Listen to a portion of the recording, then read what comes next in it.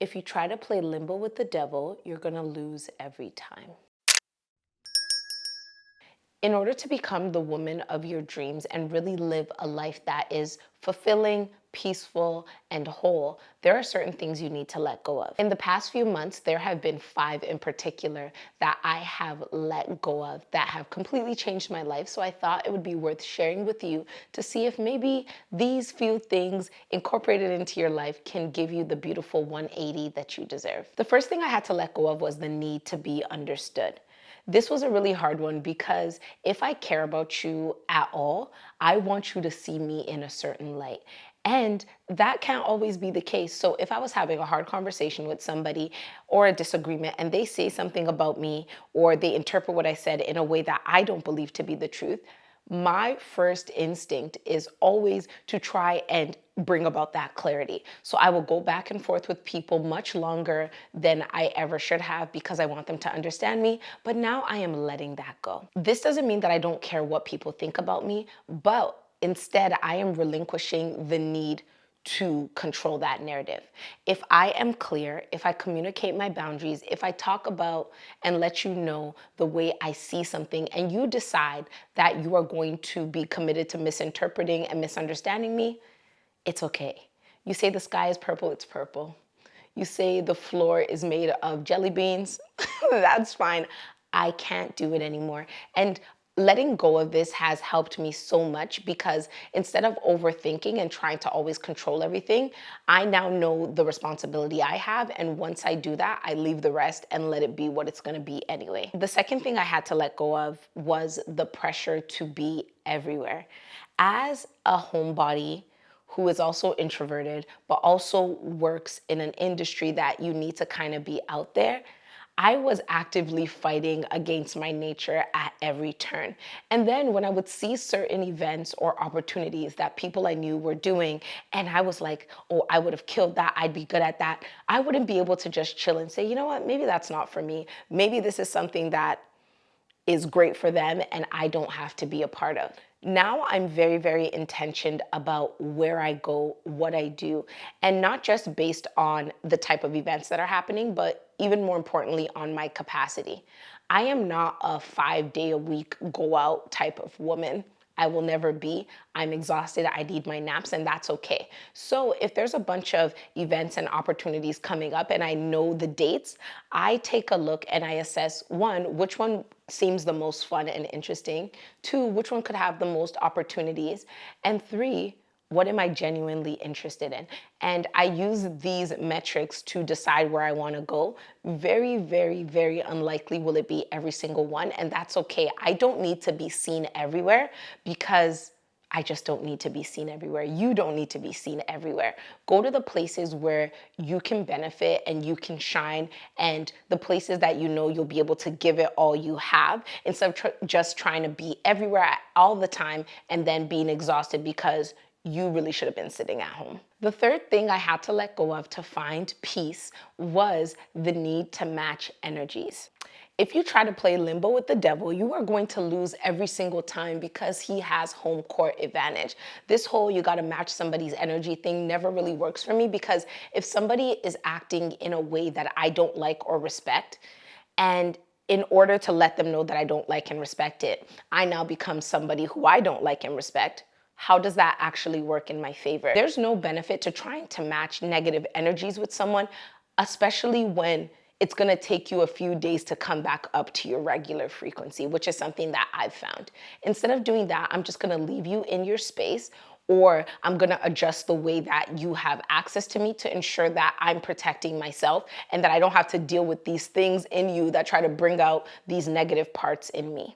When you decide that you want to be how you are, you want to operate in a frequency that's from the inside out instead of being triggered and swayed with everything that you're getting from the outside in, it gives you so much more power and clarity on who you are. And it also gives you a lot of confidence.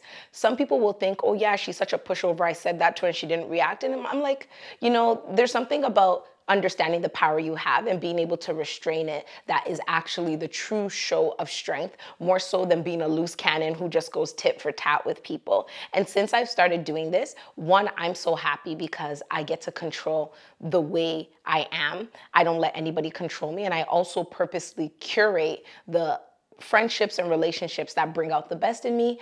And two, the people who want to get a reaction out of you are going to exit stage left when you continue and commit to not giving it to them.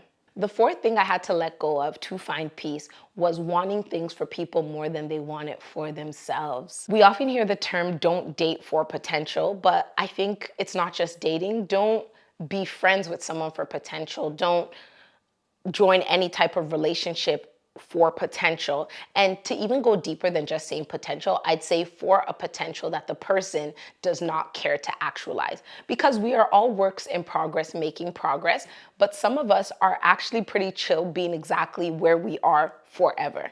And if I'm the type of person who wants to move forward, who wants to progress, and I see someone, sometimes I get into this controlling state of wanting to, oh, I see what you can do and I'm gonna help you get there. One, did they ask me to help them there? Two, do they care to get there themselves? And three, what am I sacrificing by taking on a project that I may not have the capacity for? So now I just let people be what they want to be.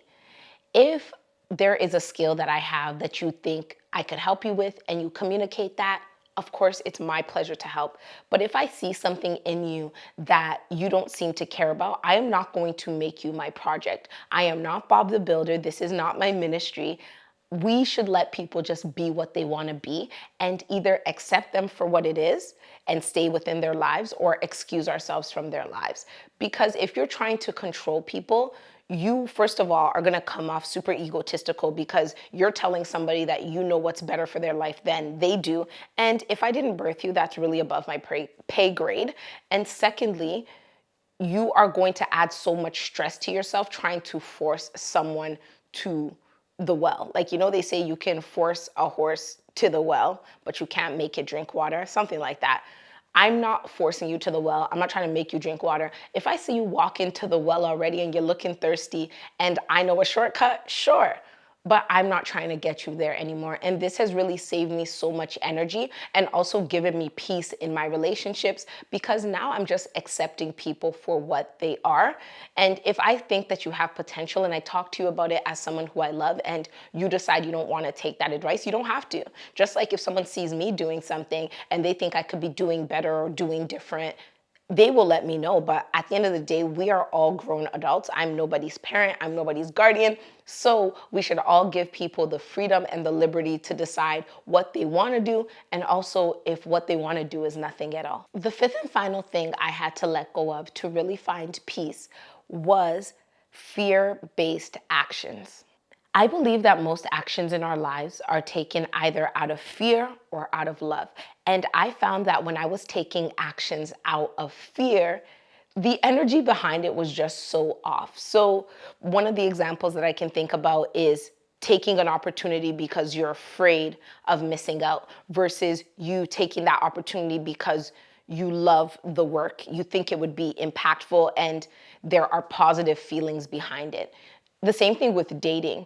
Being in a relationship with someone or getting married just because you're afraid of being single versus you deciding that, you know what, I really love this person. I want to spend the rest of my life with them. They are the reason I want to get married, not because of a fear of being single. And I found that when I decided to start asking myself the question, is this decision rooted in fear or rooted in love?